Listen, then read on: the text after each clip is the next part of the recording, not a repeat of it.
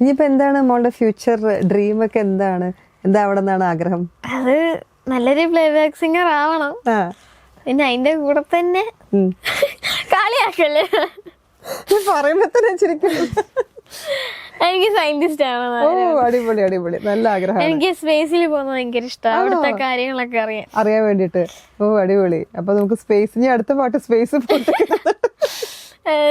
അവിടുത്തെ കൊറേ ഈ ഗാലക്സിയുടെ കാര്യങ്ങള് ഭയങ്കര ഇഷ്ടമാണ്. ഭയങ്കര ഇഷ്ടമാണ്, ഇൻട്രസ്റ്റ് ഉള്ള ഒരു കാര്യം ആണല്ലേ. ചേച്ചി ഇപ്പൊ എന്താ ചെയ്യണത്? ചേച്ചി ഇപ്പൊ ഡിഗ്രി ഫസ്റ്റ് ഇയർ ആയി. Degree first. ചേച്ചിയുടെ പേരെന്താ? ചേച്ചിയുടെ പേര് അൽഫിയ. അൽഫിയ. പിന്നെ അമ്മയുടെ പേര് അമ്പിളി, അച്ഛന്റെ പേര് സാബു. അച്ഛനും അമ്മയും പാട്ടൊക്കെ പാടുവോ?